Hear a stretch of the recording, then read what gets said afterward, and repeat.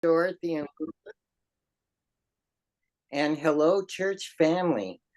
Welcome to the Oakland Center Wednesday night midweek Oasis service. My name is Paul Pursuti, and I'll be your host tonight. I'm so glad that you have decided to join us. And tonight, we recognize that our Oasis is a place where we come together as a community to be spiritually refreshed between Sundays. Most Wednesday night services build upon the theme of the previous Sunday, sharing in a satsang style, expressing science of mind principles and practices with the intention that these gatherings be informal, intimate, and interactive.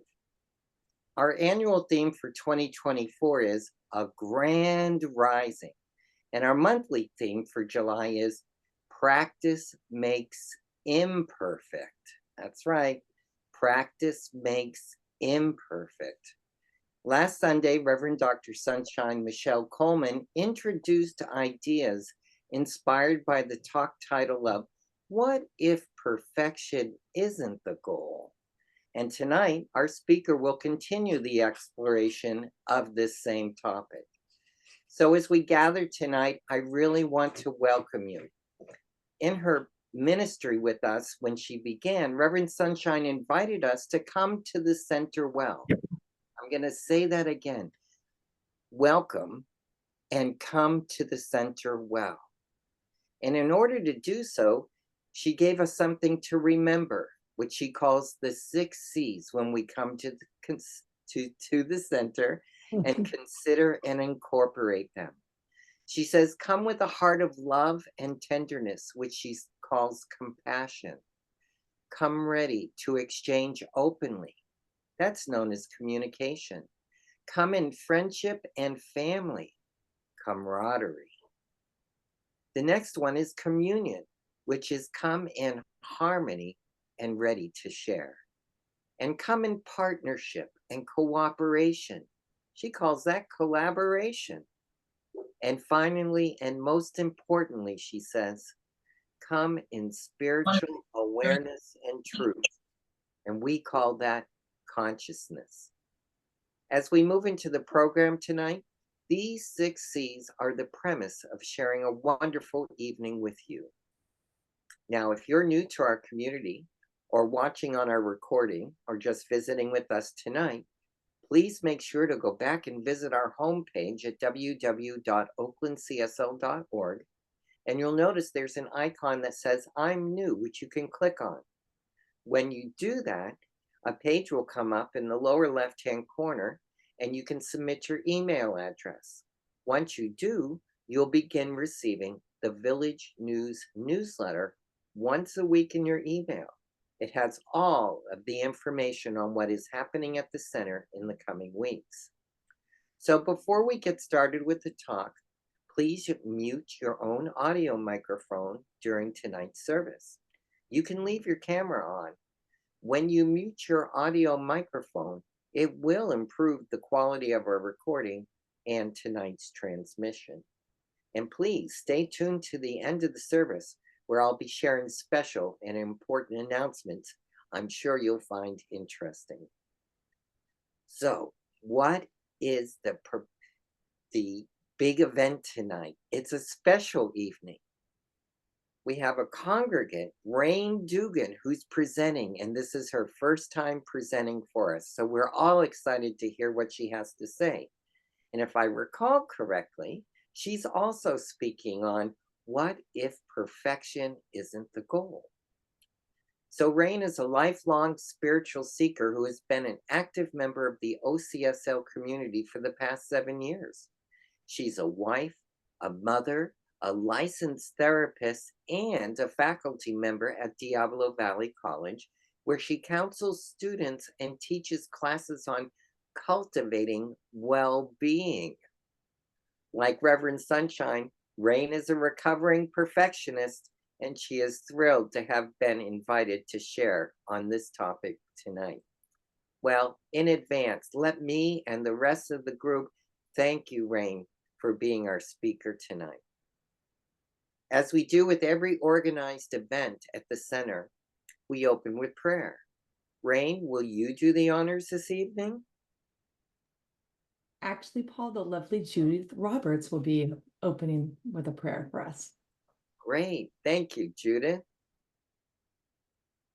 Yes, thank you. Thank you, Raine. Thank you, Paul. So I'd like to invite everybody to take a deep breath with me and then a long exhale. So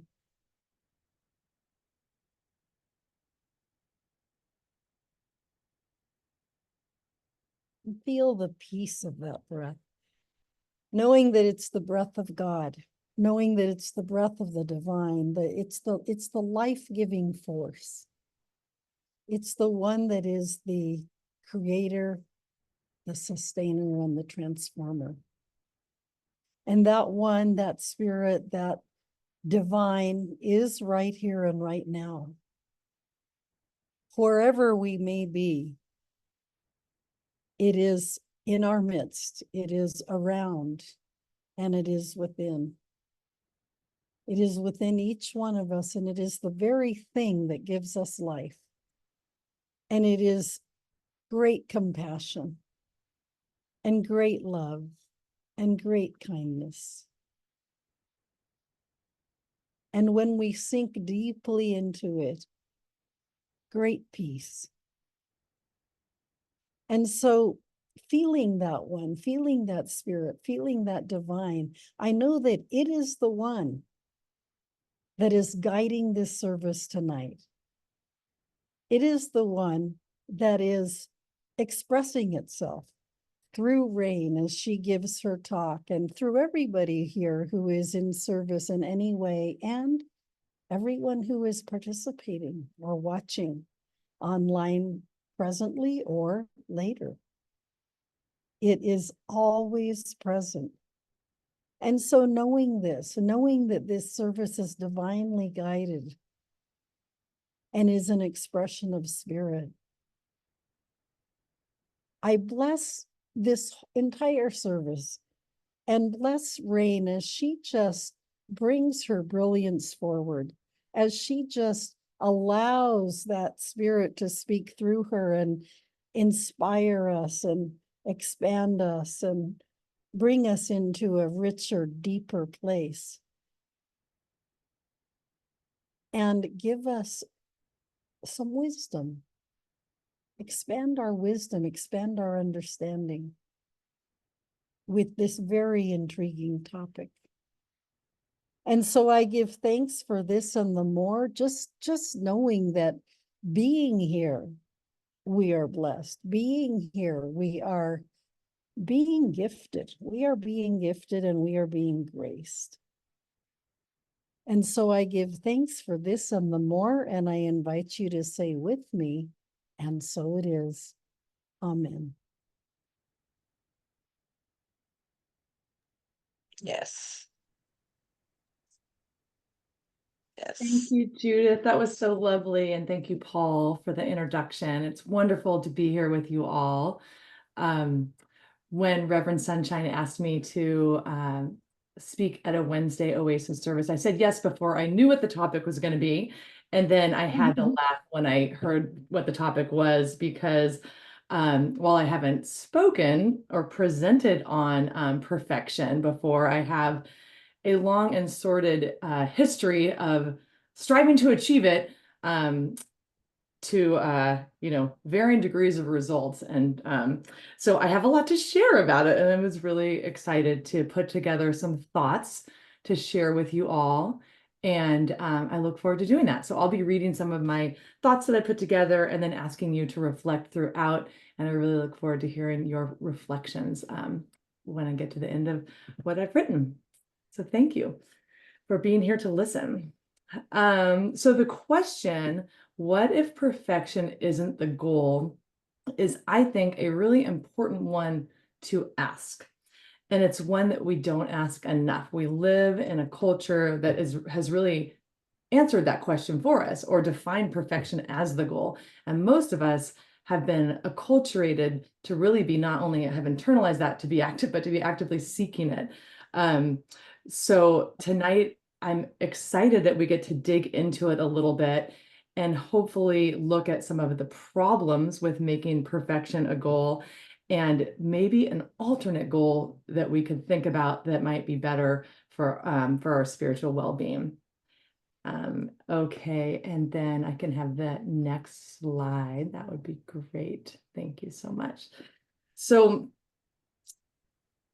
I see our quest for perfection as a sort of double-edged sword.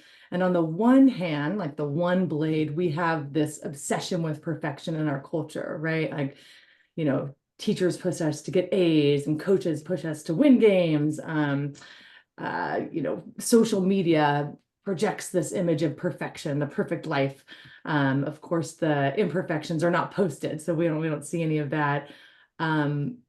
Our heroes and superheroes are these, extraordinary images of achievement. Really the American dream is built on this idea of attainment, attaining things, achieving things, possessing things. And then that is the definition of this sort of perfect life that we're supposed to be seeking.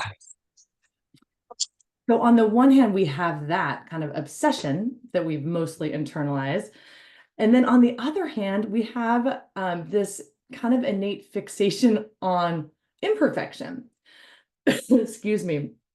And that's the other side of the sword. Our brains have what psychologists call a negativity bias.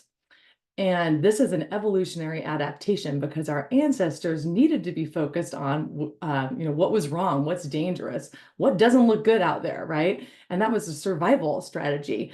And even though it's not necessary for our survival at this point, we still have that kind of negativity bias built in where we kind of are tracking for what's wrong quite often. And Rick Hansen, who is a psychologist and an author of many books that I have read and really enjoy, he also is a fellow at the UC Berkeley's Greater Good Science Center, which is worth checking out if you haven't heard of it. He describes it really well and has a saying that I really like, which is that our brains are Teflon for good and Velcro for bad. So we have this tendency for good things to just sort of slip off our thoughts, slip in and out of our thoughts. And then the bad or challenging, imperfect, the flaws to kind of our brains just hang on to those. So we're in this kind of, excuse me, this sort of bind where we're trying to achieve perfection, but we won't even know if we see it, right? Because we're focused on what's wrong all the time. And so there's this kind of setup for disappointment. We want perfection, our brains focus on faults, and we are doomed to be disappointed. So there was certainly a lot of disappointment in my own quest for perfection. And as Paul mentioned from my little mini bio, like Reverend Sunshine, I would consider myself a recovering perfectionist. Growing up, my parents were really relaxed and supportive, so they weren't pushing perfection, but I was raised in this high achieving Southern California community where everybody was trying to achieve, be great things. And I internalized that and jumped right in.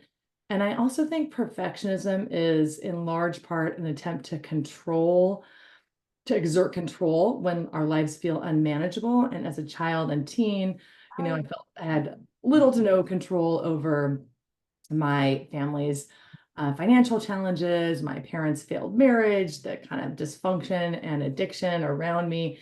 And so I embraced an alternate focus and trying to make,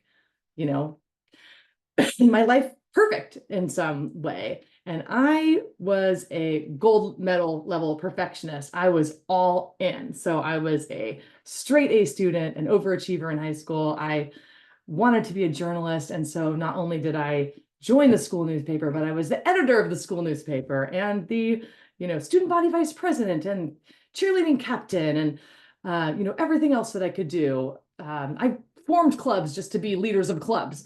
Random things like the bike club. I was the secretary of the bike club. I just wanted to have titles. I wanted to feel important. And I worked hard. I got a great GPA. I was accepted to UC Berkeley, which was my dream school.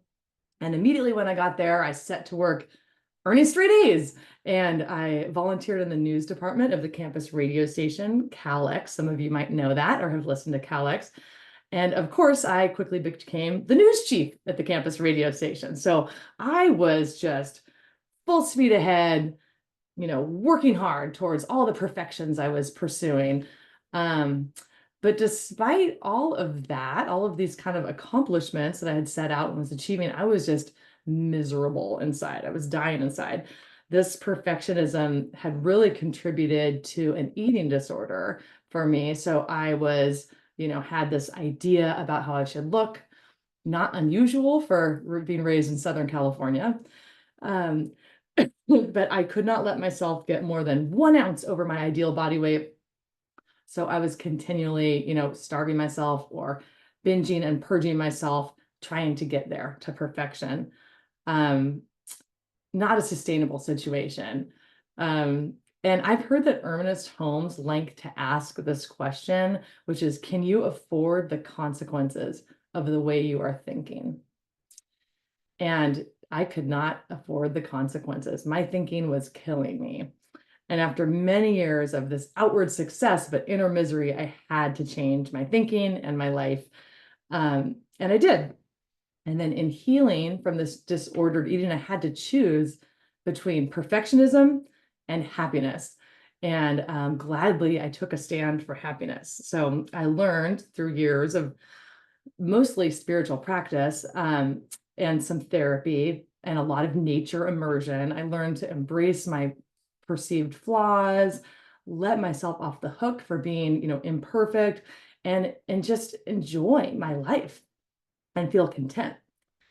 And that was wonderful. I felt kind of healed in a really big way. I felt like I, had another chance at life and a totally different life than I had been pursuing before. And then I became a parent. Sorry, I have a cough that only bothers me when I laugh, so no one can make me laugh tonight. I can't make myself laugh. And that turned everything upside down, being a parent, as those of you who are parents know that being a parent can do that to you. And looking back now with a 15-year perspective viewpoint, it's really clear I was suffering from postpartum anxiety. But the way that it manifested was really just this obsession with doing this right, being a perfect parent, just getting this down. And that was a really high bar, considering I had absolutely no idea what I was doing. I did not know how to be a parent. I mean, in my head, my parents were not around. We had recently moved back to the Bay Area. I didn't have any family here. We had very few friends, and the ones who we did have didn't have kids. So we knew nothing, and we were just trying to figure it all out. And I was actively consulting the experts, the parenting book authors, who had all sorts of advice that they were adamant about that completely contradicted each other. So it was very confusing and overwhelming. I read books about no cry sleep solution, as if like your child's not going to cry when they go to bed. Didn't work for us. I read this one book that talked about how in Mongolia, kids never cried because their parents wore them all the time. So I tried that. That was exhausting and not successful. There were books that said you should never say no to your child. You should co-sleep. There's so many programs to follow. And I really took Ollie's crying as a sign of my own failure. And that was hard because he cried a lot. He had colic, so he cried a lot. So it was a difficult first year, and it really like kind of triggered again that perfectionism in me, where I just felt really hypercritical of what I perceived as failures and this desire to get it right. And that didn't really change until about a year into parenting. We took a trip, our first trip with a baby, to Hawaii.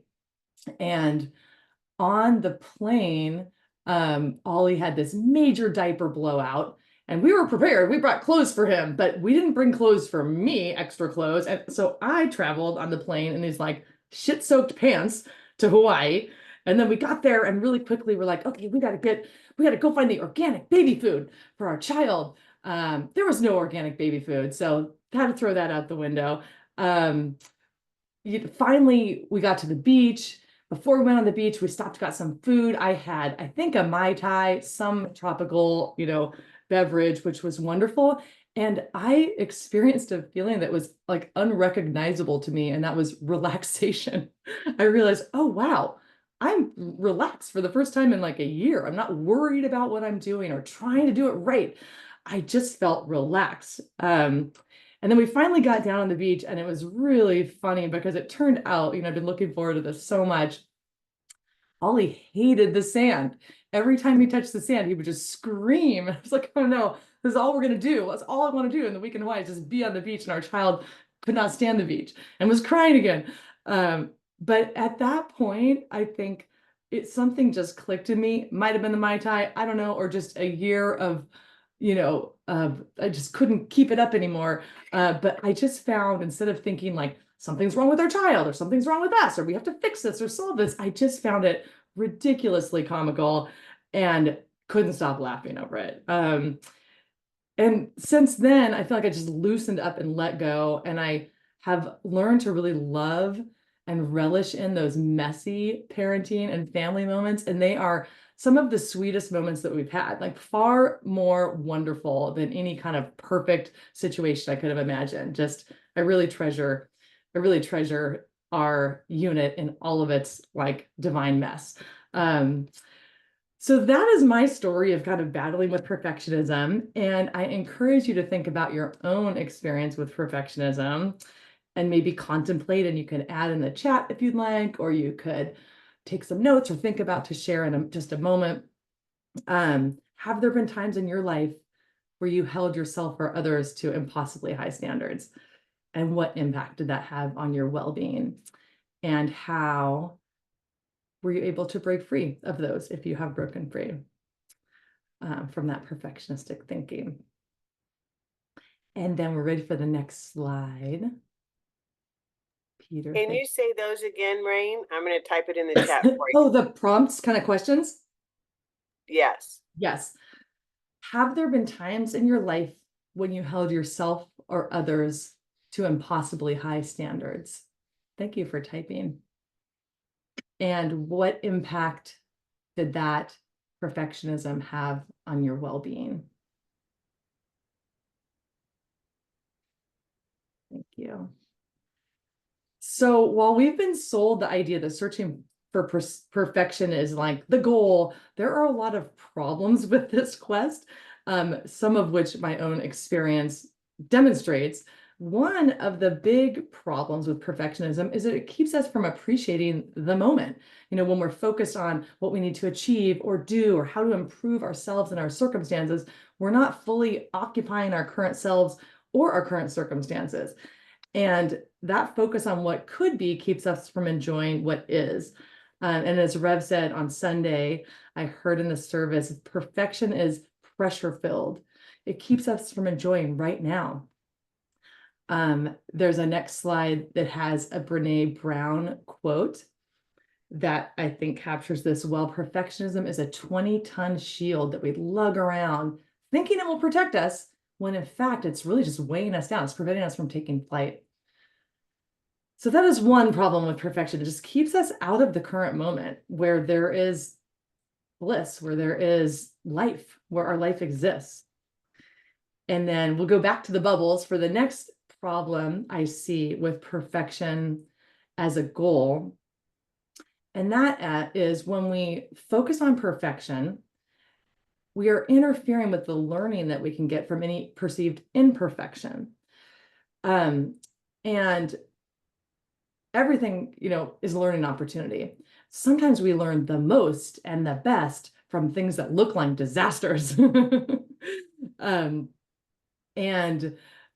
I think then there's a next slide that kind of highlights some of the things I wanted to share about this, which are that one time, one of my kids came home from a class and their teacher had said this statement: mistakes are information. And I'm pretty sure it was Ollie said it to me: mistakes are information.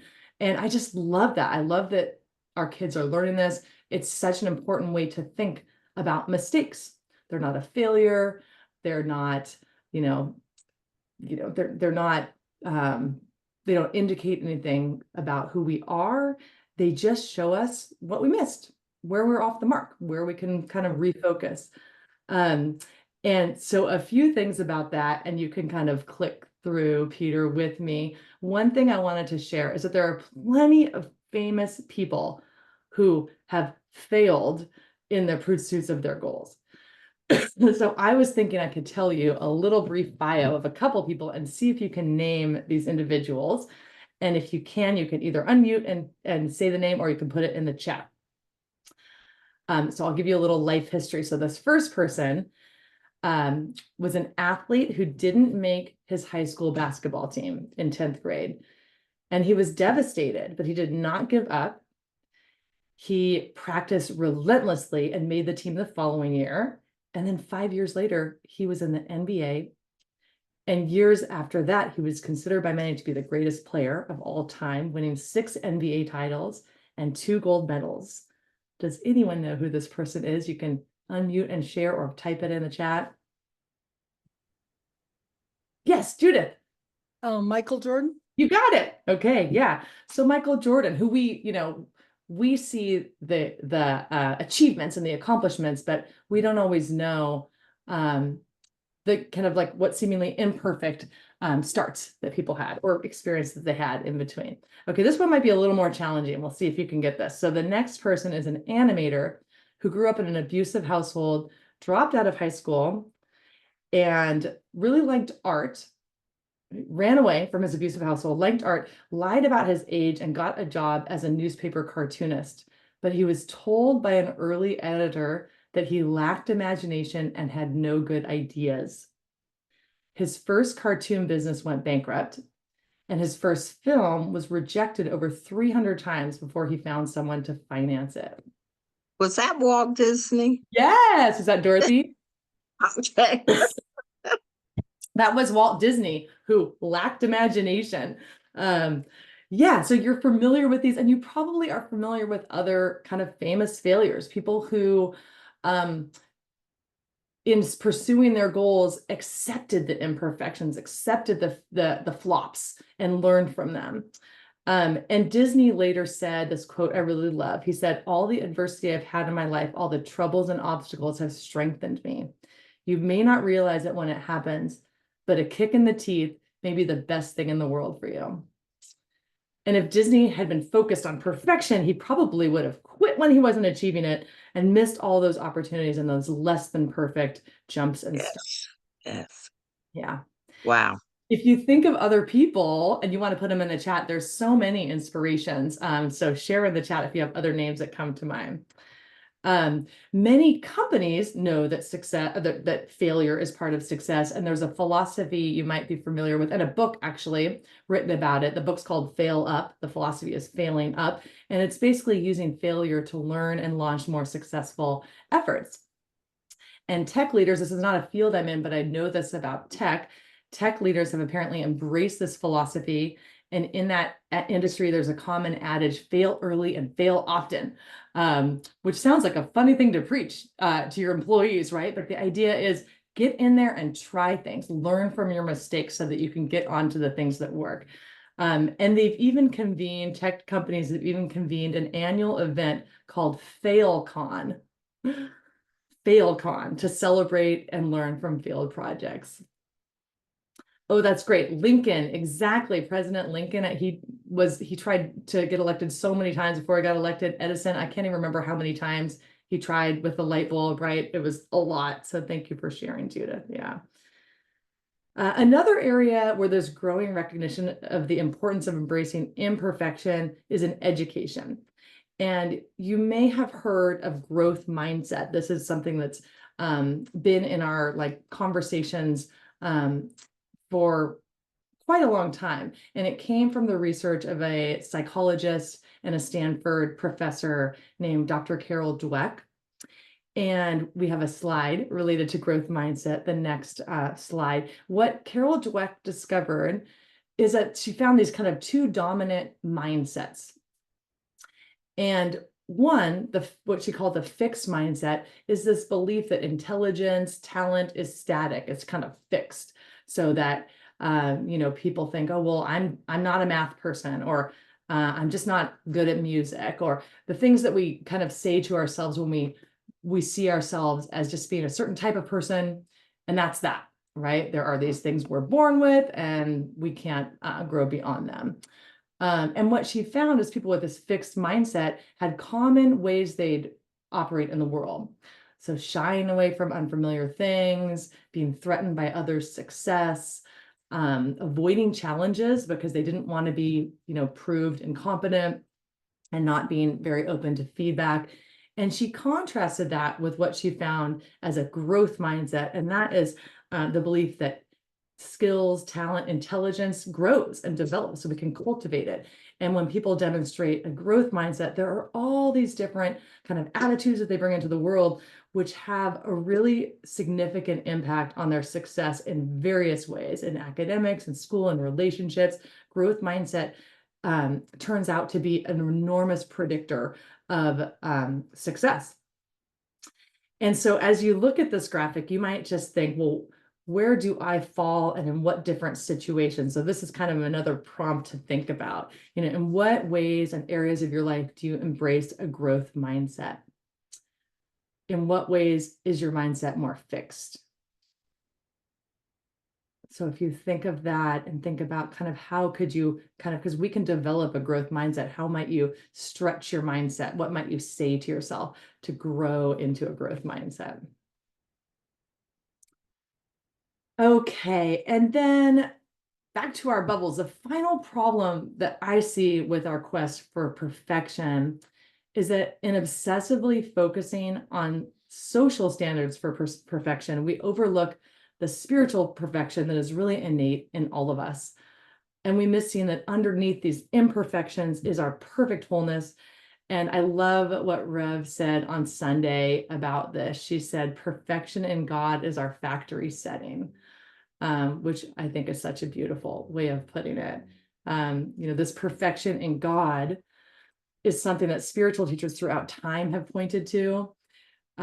Somewhere in The Science of Mind, Ernest Holmes summarized Jesus's teaching on this subject, and he wrote, this is Ernest Holmes talking about Jesus, it is as though he were proclaiming, there is a presence within you that is already perfect. You need not worry over your previous mistakes, nor live in anxious anticipation of tomorrow. All of that is unnecessary. All you have to do is learn to live right today. And when you do, previous mistakes will be blotted out and your future will be taken care of. And this spiritual perspective, I think, gives us another view of our perceived imperfections. There is, the next slide mentions this folk tale, which I believe comes out of India. I would like you to read it to you, but I'm a little concerned about time. So I think what I'll do is just give you the 3-sentence summary, and I would encourage you to Google it, the story of the cracked pot.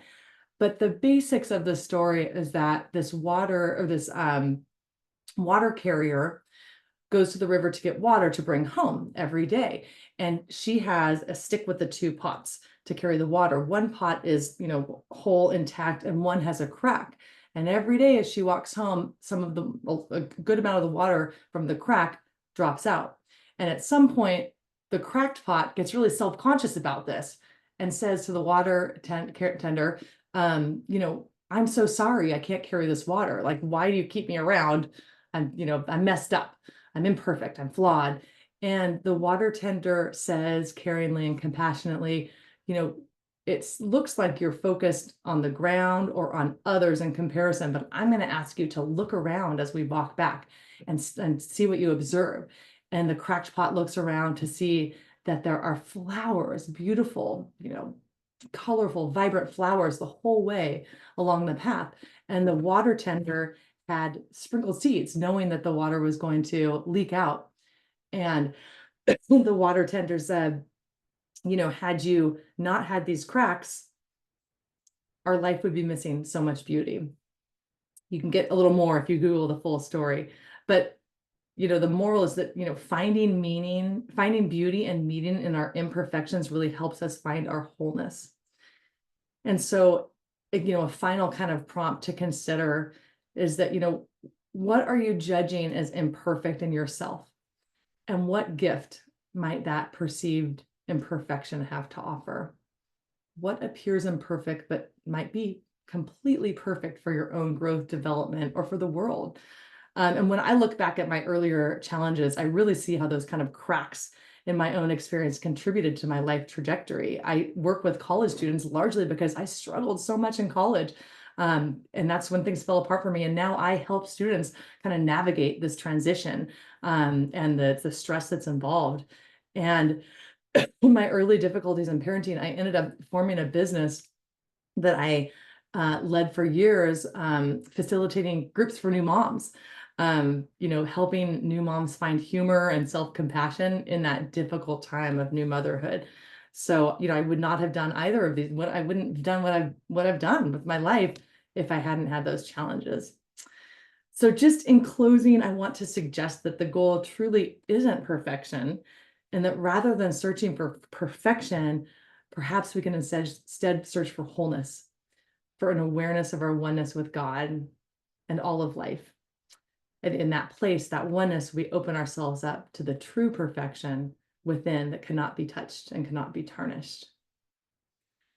And there is a quote on the final slide, and perhaps we could just look at it to save time.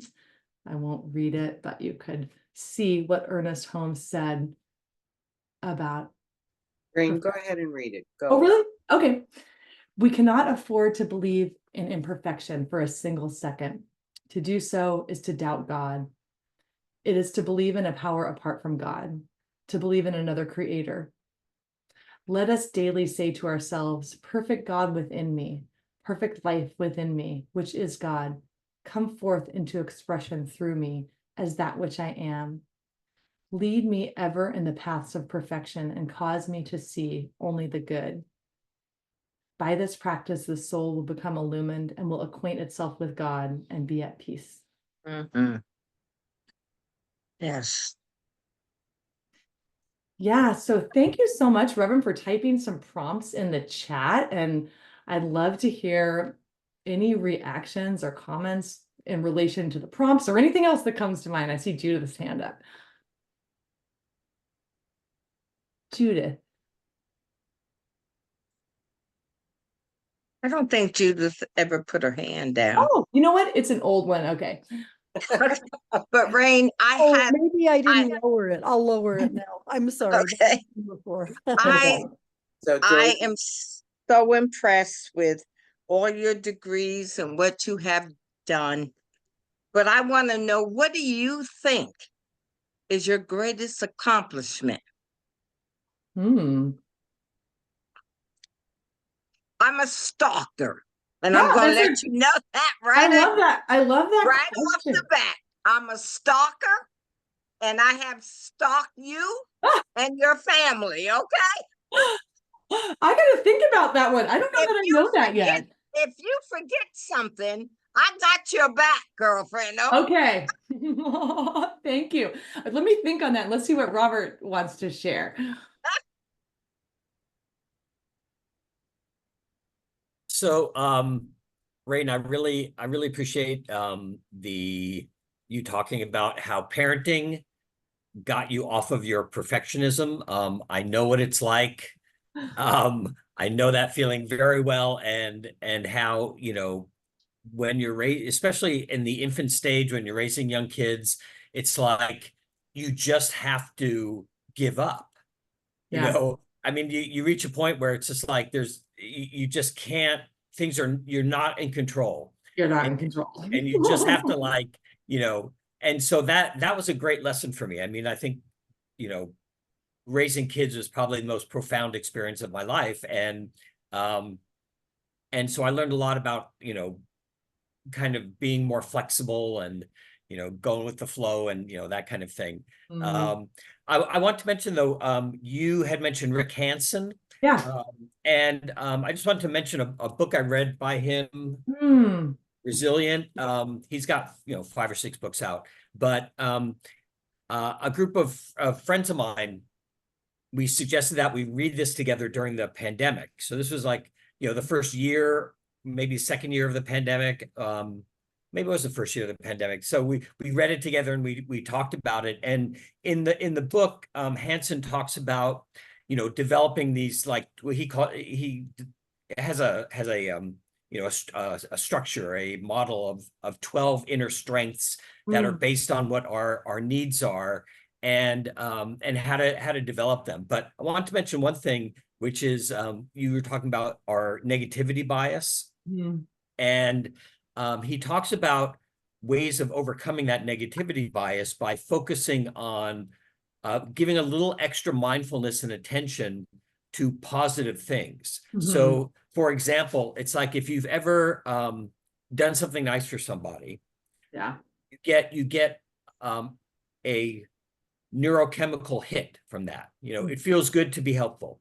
You give money to a homeless person or whatever it might be. And what he suggests is that when you feel that positive reaction, stay with it for a few minutes. Don't just like move on to something else. Don't just say, oh yeah, well, like you write it off, but actually stay with that pleasurable feeling for a few minutes, because it actually, he claims that it retrains the brain to be better at that neural pathway of experiencing that pleasure and those positive feelings. And and the more you do that, the better you get at it. So I just wanted to kind of offer that as a little technique. And thanks so much for the talk. Yeah, thanks for the comments. And I appreciate those. Yeah, he writes about that extensively in Hardwiring Happiness, like that technique. And it is really useful. And it's very interesting because I studied psychology, but I find our spiritual practices go hand in hand. So they also work to help overcome the negativity bias. So yeah, there's a lot of strategies out there, many that we're employing. Thank you, Robert. Reverend. Yeah, thank you, Raine, for a great talk, and for saying yes. And y'all know sometimes not sometimes, most of the time I go by vision, and it came to me to invite Raine to speak today. And Robert, you nailed it, because I perceive the Dougan family, Raine and Sean both, as being great parents. And I was standing by one of them, I can't remember which, and one of their kids was near them, and the parent said, "You see what she said? I'm a great parent," or Right, whatever it was. Tell my kids that. But I'm glad you, like Robert, I'm glad you integrated in parenthood, because that is a humbling experience if we surrender into it.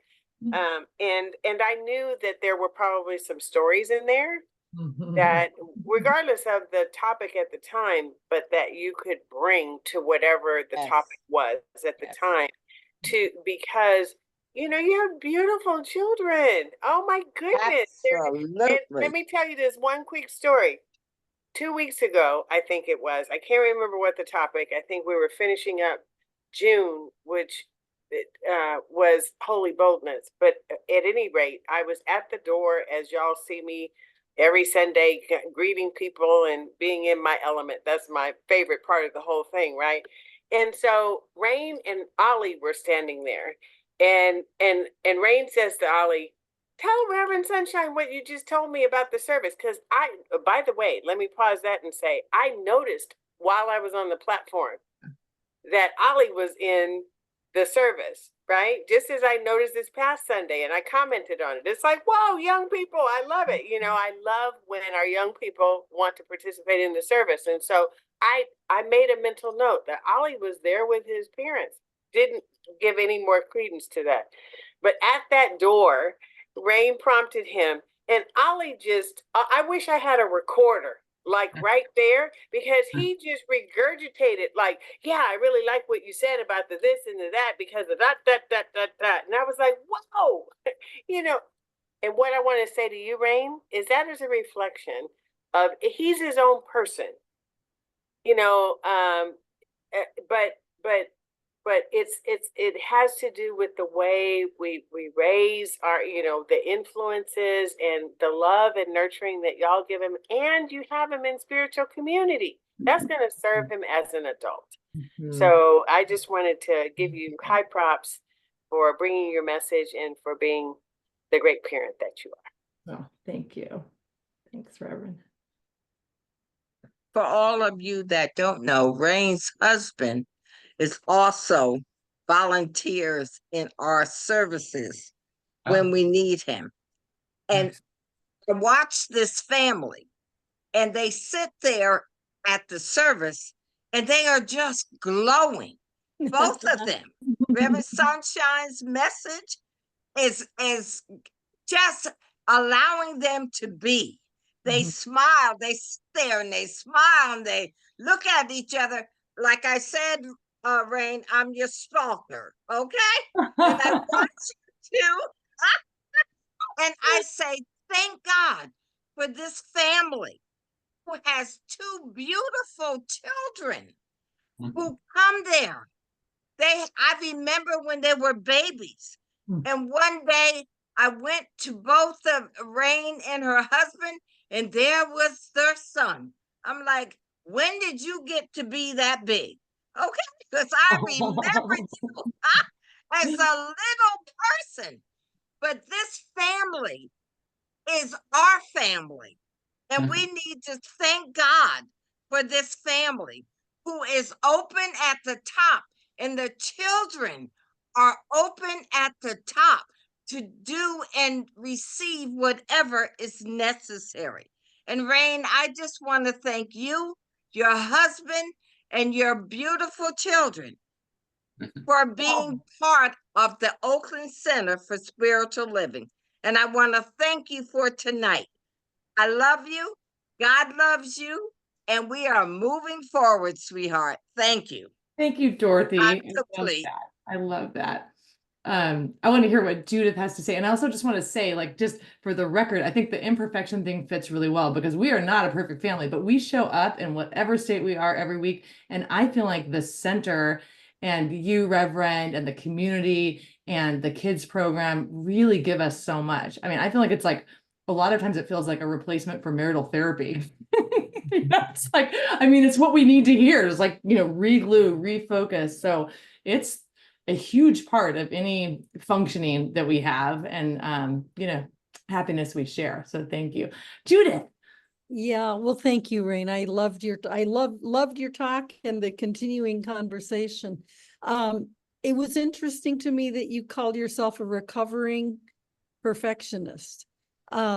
Because I had a teacher who advised us about, she said, rather than being addicted to perfection, be committed to excellence. That's nice.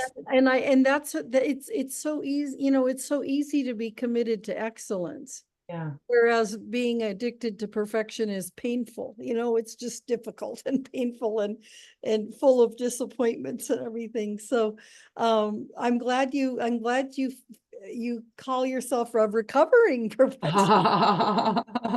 And I really appreciate your family too. And I want to share something that really gave me an insight into Ollie and Mari. I loved working with Molly when I was working with the youth, you know, on Sundays, quite a long time ago. Both Ollie and Mari were there, and Ollie was, I don't know, 7 maybe. And they had been given an assignment to draw a picture of God. And Ollie, I was blown away by what Ollie drew, and it gave me a sense of who he is and also of the family that he's a part of. He drew something that looked like a ghost, you know, like a figure with a sheet over its head, like a costume might be. So there was no face on it, but there were 2 hands sticking out on either side like this. And in one hand was the sun and the moon and the stars. And in the other hand was the earth with grass and flowers. So it was God holding the heavens and the earth. And it had no form really, and it had no face. So but it was present. It was so beautiful to me. And he was so young, you know, to have that as his his feeling and his experience of what God was. I love that you remember that. Thanks for sharing that. Oh, it just stuck with me. So that, so that, and that reflected to me, not only Ollie, but the family. So thank you. Well, thank you. And thank you for all those reflections. I love that. And I just said a moment ago, but really, like, I feel like that these are all, you're all looking in the mirror, because this family that you see is being formed and reformed every week in your presence and through your support and love and wisdom. And it really is a large part of why we join. I mean, I would like to say I just would do it for myself, but like, it's sort of like anything else. It's like when there's people to take care of, it raises the priority of it. But I really, really knew the importance of these kids being part of a spiritual community. And I love that I'm hearing, testimony to the impact. I see the impact, and I'm glad that you see it too. Thank you for sharing that. Well, if there's no other comments, any burning questions? I just want to do a plug, Paul, not that we need any other plugs, but I'm just sitting here reflecting on, I saw recently where Reverend Teresa Gardner sent me a bunch of videos that were from an anniversary thing that happened in the past. And I saw one of Robert Leeds, who's on here. What's your daughter's name? Lauren? Is it Lauren? It's Laurel with an L. Laurel, like a laurel tree. Yep, I knew it was something like that. I said Lauren. It was such a beautiful video. It was just, she was a maybe not a young adult yet, but it was a few years back. But she was a late teen, and just talking about science and mind principle and how the center and how it inspired her life. And I'm also remembering, this is a testimony day, I guess. My son Freddie, who will be 30 next year. And he, I remember him being a few years ago in a bit of a challenge. It was relative, so it was an okay challenge, but he was, and I said, trying to give him uplifting comments. And he said, yeah, Mom, I've been, meditating and praying and blah, blah, blah, and he just went on. And I'm looking at him like, whoa. This is beautiful. So I just know that with all the reflections that we've had about your kids and whatever, that they're saying those things now, and they will say those things as an adult, and then you'll be able to know that it's like, yeah, yeah, did the right thing. Yeah. In fact, just to piggyback on that for a minute, I mean, we ended up at OCSL because of our kids. I mean, when they were small, they were probably about like 4 and 6 at the time, or 5 and 7. And we wanted to be a part of a spiritual community. And Elaine and I had come from different backgrounds, but we both were, kind of into new agey things. And, our spiritual pursuits were very, central to our lives. And we were shopping.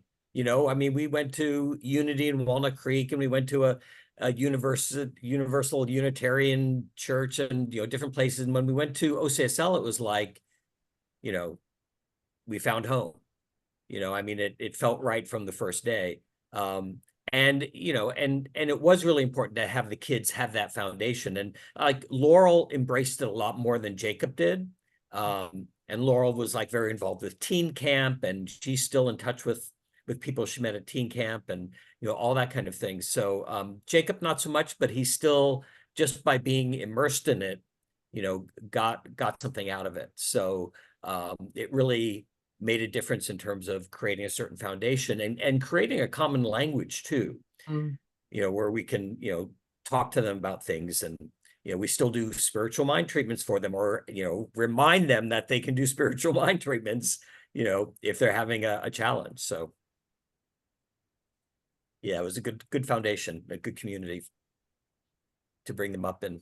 That's so great. I love that. We church shop too. Same. So if there's no burning questions, we do need to move on with the announcements, but I'm going to put something in the chat, and I meant to put it, I sent it to Reverend Sunshine, but I'm going to put it in for everybody.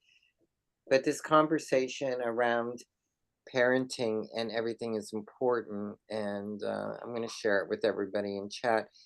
On Dr. Dan every Friday, we this is from our we have a community prayer, and we all wrote different lines, and this is one that one of the members wrote, and it's part of our prayer where we acknowledge at the beginning of our prayer truth.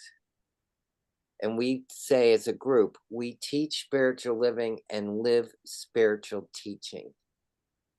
And both you and Robert embody that as it shows up through your expression known as your children. Mm. So thank you for that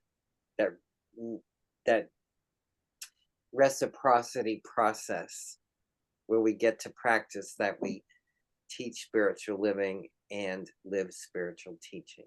It just seems to come full circle with what you talked about tonight and makes it perfect in the imperfection. So thank you, Raine, so much. Let's show our gratitude to Raine in gallery view, everybody. Just give her some clap and some recognition now. And Peter, when you're ready, we're going to move into, in just a second. There, I'm ready. When you're, Freya, did you have your hand up and wanted to catch something at the end? No, I was looking for my button at the bottom and must have hit it. But I did love the talk. Thank you so much. Okay, so that was one hand clapping then. Okay, thank you very much. Right. Okay, with that in mind, everybody, some announcements for you. This Sunday, July 14th, Reverend Sunshine will be speaking on leaning into perfection. Excuse me, Paul, there's a correction to that. It is leaning with imperfection. Should be leaning with imperfection. Let me fix that. And I'm assuming that will impact the next slide as well.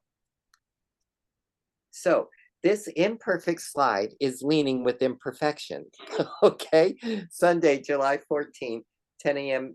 for our meditation and 10:30 for our service, which leads us to what's coming up next Wednesday.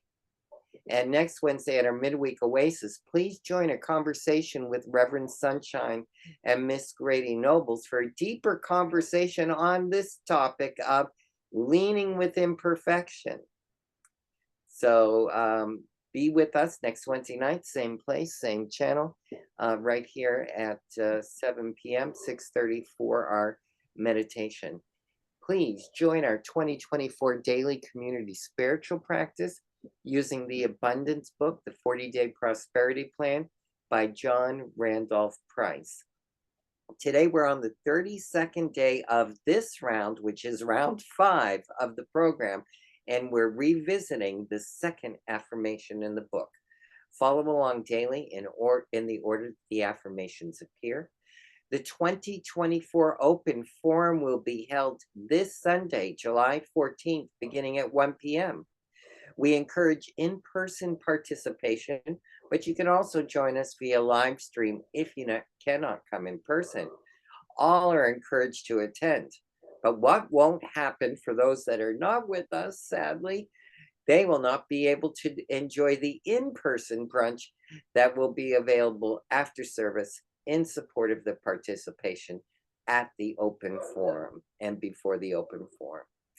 Our nonprofit partner for July is Direct Action Everywhere. They were here last Sunday, a global network of activists working to achieve revolutionary social and political change for animals in one generation. Please visit their website at www.dxo.io. The Celebrating Our Souls New Thought Conference is coming up August 1st through 4th and will be held at Unity Village in Missouri. This conference welcomes everyone and is curated and hosted by African Americans. So please register to attend and visit their website at www.padntg.org. Save the date. Join us on Saturday, August 17th from noon to 5 for the ultimate family reunion of Centers for Spiritual Living in Oakland. This will include the Oakland Center for Spiritual Living, East Bay Church of Religious Science, and the Heart and Soul Center of Light. The event will be held at the Martin Luther King Jr. Regional Shoreline Park in Oakland. Registration opens later in June. Stay tuned for more and continuous information. The Spirit Treasure Bookstore's theme for July is Practice Makes Imperfect. Meditation supplies are on sale, and this includes those journals you've been looking at, mala beads, candles, incense, meditating statues, and books on meditation. You've been looking at them, now you can get them on sale. Please go to the bookstore at oaklandcsl.org to take advantage of July sales. Look at this fabulous team of folks. We're all in service here. I just happen to be down in the right-hand corner where I belong. But look at all these great faces. They provide so much service to us, and we're grateful to them and all the others that provide service at the center. And we remind you to visit csl.org. That's our larger organization. And you can see what's happening within the Centers for Spiritual Living global organization. And don't forget to visit our website at oaklandcsl.org and sign up for our weekly newsletter, The Village News. Remember to follow us on Instagram, YouTube, and Facebook for special updates and content you'll only find by liking and subscribing to Oakland Center. Please like us and subscribe to the Oakland Center.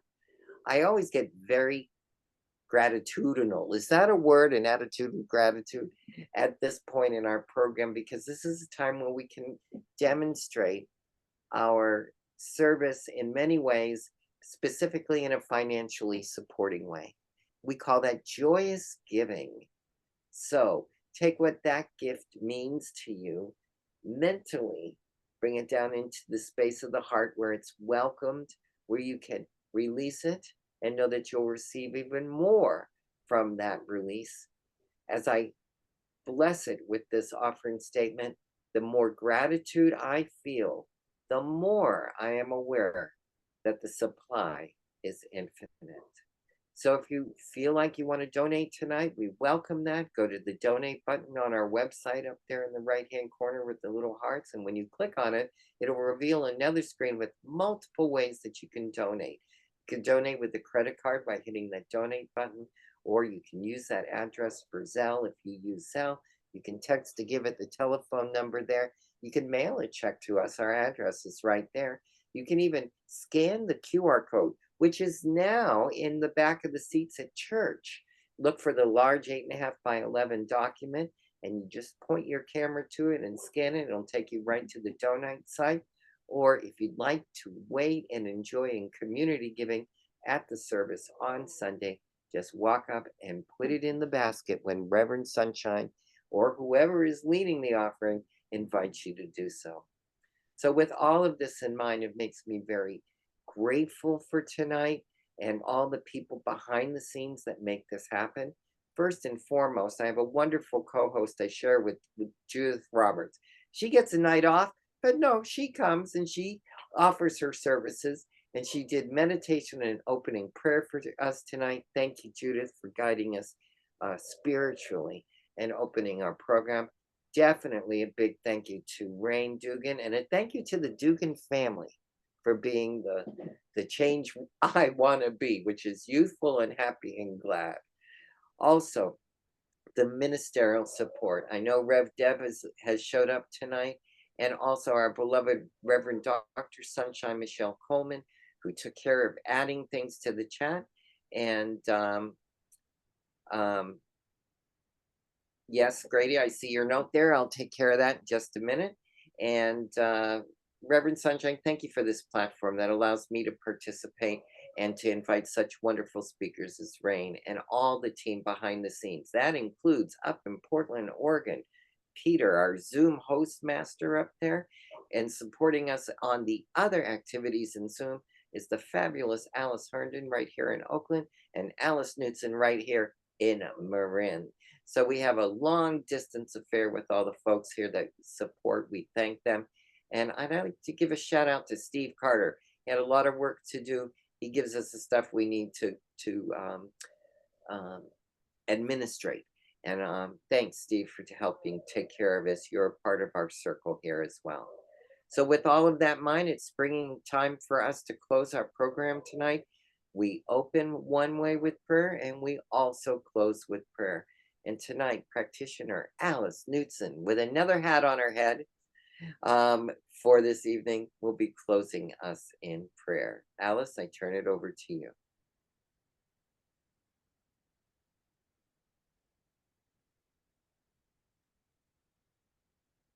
Okay, my beloveds, let us take a nice deep breath.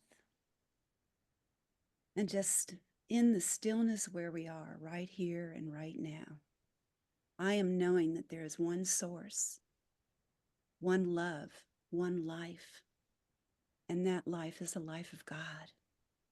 What a blessing it is to know this truth. For God is everywhere present. And God is all there is. We are one with the one. And God, our creator, we are one with the mind of God, one with the heart of God. And God, our creator, is our source and our sufficiency. And what a joy it is to know that everything is from this one source. And we are truly blessed. I give thanks for the Oakland Center for Spiritual Living and the Wednesday Night Oasis, and all of us that have attended, and all of us that will attend in the future by watching YouTube or Facebook, seeing this online. And this night tonight has been spectacular. Raine, you have blessed us fully. And we leave with new information, with inspiration, with joy and success. And we let go of that perfection and reach for our wholeness. And we reach for not perfection, but excellence. And so I am just knowing that as we all go home tonight, we are glowing with love and light and goodness of that oneness that we all belong to and are of and from. And so please join me as we end this prayer together by saying, thank you, God, and so it is. And so it is. So it is. And And so it is. So it Amen. is. Amen. Thank you, Alice.